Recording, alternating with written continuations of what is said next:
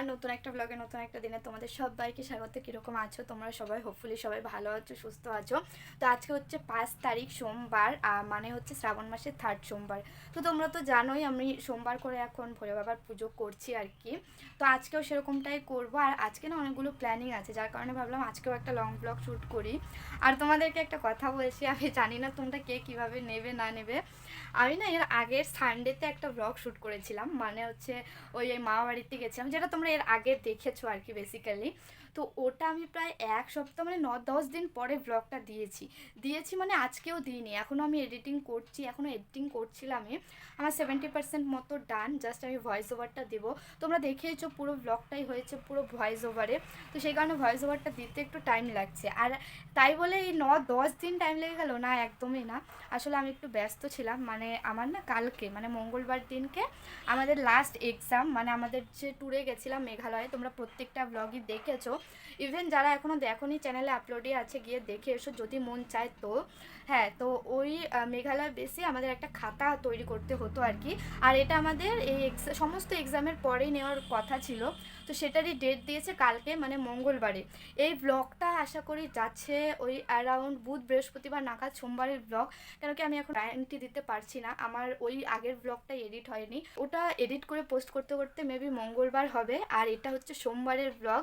তো মঙ্গলবারে আমার যেহেতু ওই এক্সামটা আছে, ওই খাতাটা জমা আছে, তো সেই কারণে আমি মঙ্গলবার তো এডিট করতে পারবো না। তো এসে আমি মঙ্গলবার রাত্রি আর বুধবার মিলিয়ে এডিটিংটা করব এই ব্লগটার, করে বৃহস্পতিবার নাগাদ দিয়ে দেবো, এরকমটাই আপাতত ভেবেছি। হ্যাঁ, তো তোমাদেরকে যেটা বলছিলাম, তো আমার ওই খাতাটাই বানানোর ছিল এতদিন না, আমি সকাল বিকেল করে ওই খাতাটাই বানাচ্ছিলাম। তো আমার খাতাটা ফাইনালি কমপ্লিট হয়ে গেছে। অ্যাকচুয়ালি খাতাটা বানানো ছাড়াও আমি ব্লগ এডিট করতে পারতাম, ওই বলে না অজুহাত আর কি। তো যাই হোক, ওই অজুহাতের বসেই আমার আর কি হয়নি, ব্লগটা এডিট করা হয়নি, পোস্ট করা হয়নি। কি জানি কেন আমার যে ব্লগ এডিট করতে এত ল্যাথার্জি লাগে, তোমাদের আমি বলে বোঝাতে পারবো না, এত ল্যাগ আমার কোত্থেকে আসে কি জানি। কিন্তু আমি যদি একবার মাইন্ড সেট করে বসে যাই না যে না এই ব্লগটা আজকে আমি এডিট করবই, ভয়েস ওভার দিয়ে সমস্ত কিছু দিয়ে, তাহলে কিন্তু আমার ওই 2.5-3 ঘন্টার মধ্যে সমস্ত কমপ্লিট হয়ে যায়। আর ব্লগ আপলোড করতে ধরো ওই 1 ঘন্টা মতো লাগে, যেহেতু আমার 5G এখনও হয়নি, আর আমি মোবাইলের নেট দিয়েই আপলোড করি। তো সেই কারণে না একটুখানি টাইম লাগে আমার ব্লগ আপলোড হতেই, ধরো 40-45 মিনিট লেগে গেল। তারপরে আবার থাম্বনেল টাইটেল সমস্ত কিছু দিয়ে ওই 1-1.5 ঘন্টা মতো আমার আপলোডেই যায়। আর আমি টোটাল 2-2.5 ঘন্টা বা ম্যাক্সিমাম হলে 3 ঘন্টায় ব্লগ এডিট করা আমার কমপ্লিট। আর আমি সোমবারের ব্লগটা কিন্তু তার আগে এডিট করে দিয়েছি। কেন বলো তো? সোমবারের ব্লগটা নিয়ে না আমি ভীষণ এক্সাইটেড ছিলাম। ফার্স্ট অফ অল আমি অনেকদিন পরে ঘুরতে গেছিলাম, মানে আমার মাসিরাও ব্লগ দেখে আর কি, তো দেখলে ওদেরও ভালো লাগবে, যেহেতু ওদের মাসির বাড়িতে গেছিলাম, ওদের মাসিও ছিল। তো সেই কারণেই না আমি ওই ব্লগটা নিয়ে ভীষণ এক্সাইটেড ছিলাম। অ্যান্ড হ্যাঁ, আমি সোমবার এসেই কিন্তু ওই ব্লগটাকে এডিট স্টার্ট করে দিয়েছিলাম। তো আমি মঙ্গলবারে পোস্ট করে দিয়েছি। হ্যাঁ, যেইগুলো ব্লগ না আমার খুব ভালো লাগে বা খুব ডেডিকেশন নিয়ে আমি আর কি ব্লগটা শ্যুট করি, সেটা এডিট করতেও আমার কোনো রকম ল্যাথার্জি লাগে না। বাট ওই যেগুলো না হয় না, আর ঠিক আছে এগুলো তো নর্মাল ব্যাপার, করে নেব করবো এরকম করে করে রেখে দিই, ওগুলো ব্লগ হয়ে গেছে আমার, আর আমার দ্বারা এডিট হয় না।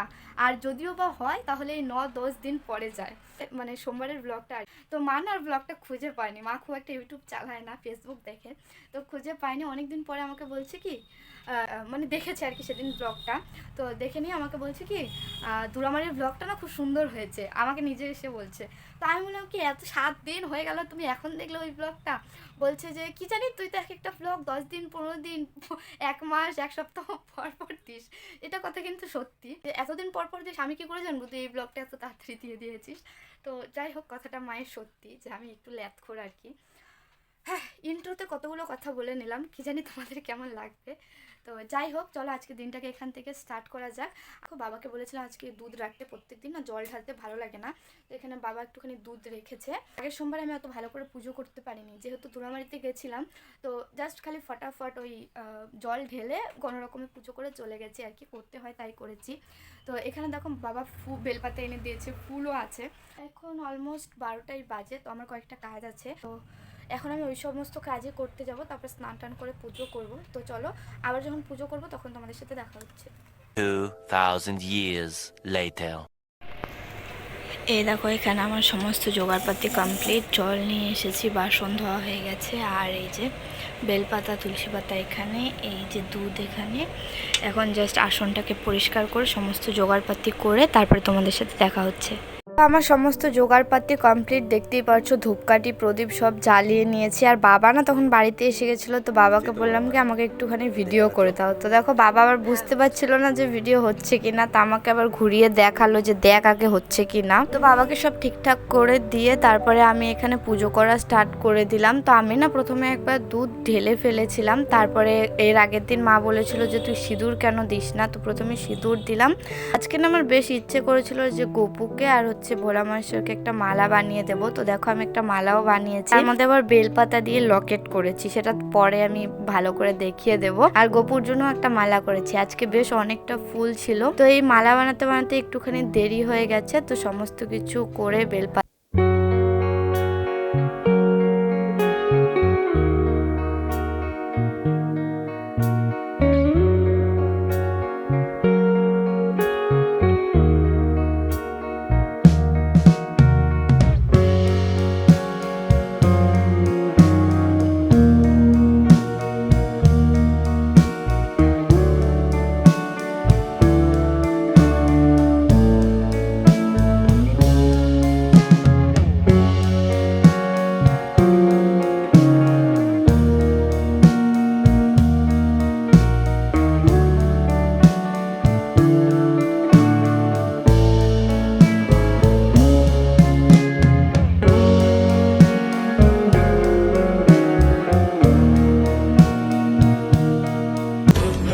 আমার শঙ্খ বাজানো কাশি বাজানোটাও বাবা ছাড়েনি, সেটাও ভিডিও করেছে। তো ওইগুলো না আমি আর কাটতে পারলাম না ভিডিওর থেকে, সত্যি বলতে। আর তোমরা যদি নোটিস করে থাকো তাহলে ভিডিওটার মধ্যে দেখতে পারবে কোথাও আবার ক্লোজ নিচ্ছিল, কোথাও উঠছিল, বসছিল, এরকম ভাবে অনেক করে ভিডিওটা বানিয়ে দিচ্ছিল। তো তাই আমি আর কোনো কিছুই কাটতে পারিনি। তো দেখো হয়ে গেল আমার পুজো করা। আর আমি বাইরেও পুজো করি, তো বাইরে পুজো করার ভিডিওটা আর করা হয়নি, কেন কি একই ভিডিওটা এত বড় হয়ে গেছে। তো চলো তোমাদের দেখাই আসনটা কিরকম লাগছে এখন।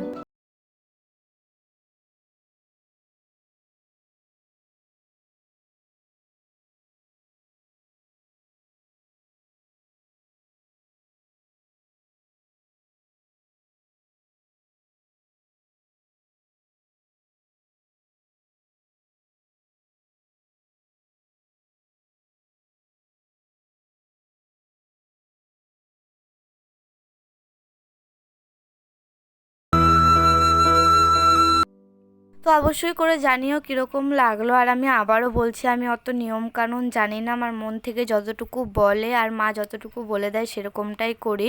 তো খাওয়া দাওয়া করে রেস্ট নিচ্ছি, একটু পরে বেরোবো।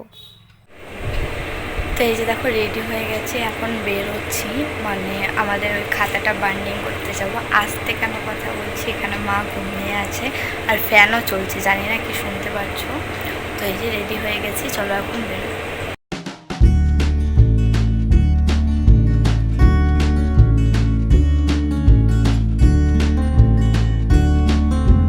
তো এই দেখো বেরিয়ে পড়েছি, আমি যাব আর আমার সাথে আরেকটা ফ্রেন্ড যাবে। তো আমরা দুজনে মিলেই যাচ্ছি।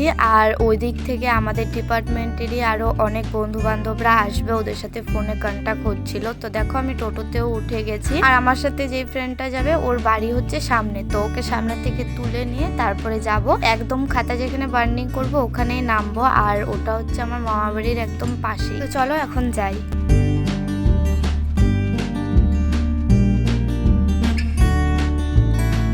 তো এই দেখো পৌঁছে গেছি আমরা অনলাইন ক্যাফেটাতে। আর এখানে না খুব বেশি লাইট ছিল না আর কি, কিন্তু ভেতরটা বেশ সুন্দর দেখতে। আর এরকম একটা সেলফি জোনও ছিল। তো আমাদের কিছুটা কাজ করে দিয়েছে, দেখো আমার ফ্রন্ট পেজটা বানিয়ে দিয়েছে। আর এদিকে হচ্ছে আমাদের বন্ধু বান্ধবরাও চলে এসেছিল, তো ওদের সাথে গল্প গুজব করছিলাম। এখানে ওরা একটা হাই হ্যালো করে দিল। আর ওরা বলছিল যে হ্যাঁ আজকে তো লাস্ট ব্লগ, তারপর বললো না আরো 2-3 দিন ব্লগ হবে। আবার একজন বলছিল যে কালকেও কিন্তু ব্লগ করিস, কালকে আমাদের অফিসিয়ালি লাস্ট ডে। তো হ্যাঁ আমি নেক্সট ডেরও ব্লগ করেছি, আস্তে আস্তে সেটা আসবে, আমি এডিটিং করছি, তো কেউ মিস করো না।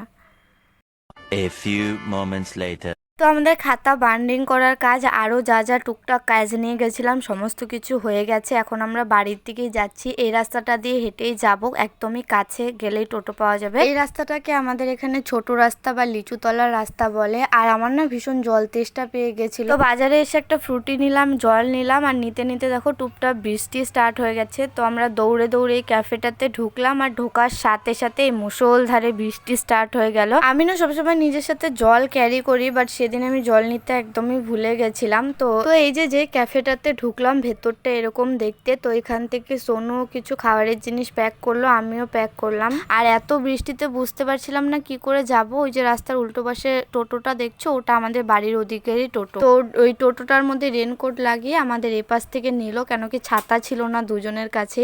তারপরে টোটোতে ওঠার পরে এখান থেকে সোনু আবার ভাজাভুজি নিচ্ছিল, আর আমাকে বলছে কি করছিস তুই, ব্লগ বানাচ্ছিস? তা আমি বললাম যে হ্যাঁ। আর এই দেখো টোটোটার অবস্থা কিছু এরকম ছিল, পুরো গুহার মতো। তো চলো এখন সোজা যাব বাড়িতে। আর বাড়িতে এসে আমি ফ্রেশ হয়ে এখানে আবারও কাজে বসে গেছিলাম, কিছু কাজ বাকি ছিল।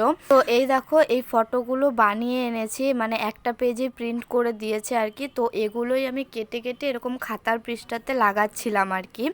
তোমাদের একটা কথা বলি, দেখতেই পারলে বাজারে অত বৃষ্টি দেখে এলাম, কিন্তু জানো এদিকে এক ফোঁটা বৃষ্টি হয়নি। কি অদ্ভুত কাহিনী বলো। আর এই দেখো এই যে এই কাজগুলোই আমি করছিলাম, আর এই খাতা বান্ডিং করতে গেছিলাম হচ্ছে বাজারে। আর ফটোগুলো না একবারে কেটে কেটে সমস্ত পেজের মধ্যে লাগানো যাচ্ছিল না, একটা পেজে আঠা দিয়ে লাগিয়ে সেটাকে শুকানোর টাইম দিতে হচ্ছিল, কেন কি খাতাটা তো বান্ডিং করা। তো আমি বান্ডিং তো খুলবো না, তাহলে আমার কাজ আরো বেড়ে যাবে। তো যাই হোক, এই হচ্ছে আমার হ্যান্ড রাইটিং। আর এই খাতাটা বানাতে বানাতে না অনেক কিছু মনের মধ্যে চলছিল। ভাবছিলাম যে এরকম ভাবে প্র্যাকটিক্যালের জন্য এফোর্ট আর দিতে হবে না, ছুটোছুটি করতে হবে না, অনেক রাত পর্যন্ত জেগে আর লিখতে হবে না। তো কলেজ লাইফটায় অনেক কিছু শিখেছি, এরকম প্রচুর প্র্যাকটিক্যাল করেছি যেগুলো রাত জেগে জেগে অনেক রাত্রি পর্যন্ত লিখতে হয়েছে, চার্ট বানাতে হয়েছে, তারপরে এত দৌড়াদৌড়ি করে খাতা বান্ডিং করা, ফটো প্রিন্ট করে আনা, সেগুলোকে এসে আবার অনেক ধৈর্যের সাথে লাগান। এগুলোকে ভীষণ মিস করব, আর এগুলো হয়তো আর কখনো ফিরেও আসবে না। সত্যি কলেজ লাইফটা একটা গোল্ডেন পিরিয়ড, যেটাকে সবার এনজয় করা উচিত, কেন কি খুব শর্ট টাইমের জন্য থাকে। তো এই দেখো আমি তো কাজ করছিলাম ওখানে, আর আমার ঘরের অবস্থা কিছুটা এরকম ছিল। একটু পরে মা এসে বলছে কি করেছিস, ঘরটার অবস্থা দেখ তো, কাগজ কুটি কুটি করে। আর আমি এসব ভাবতে ভাবতে আর কাজে এতটাই মশগুল হয়ে গেছিলাম যে ঘরের কি অবস্থা সত্যি আমি দেখিনি। তো সবটা মিলিয়ে ব্লগটা কিরকম লাগলো অবশ্যই জানিও, আর ভালো লেগে থাকলে লাইক করো, কমেন্ট করো, শেয়ার করো, সাবস্ক্রাইব করতে ভুলো না চ্যানেলটাকে। আর অবশ্যই তোমরা যারা আমার এই ভিডিওটা দেখছো, তোমরা যদি কেউ কলেজ গোয়িং স্টুডেন্ট হও, এই কলেজ লাইফটাকে এনজয় করে নাও, কারণ এটা খুব অল্প সময়।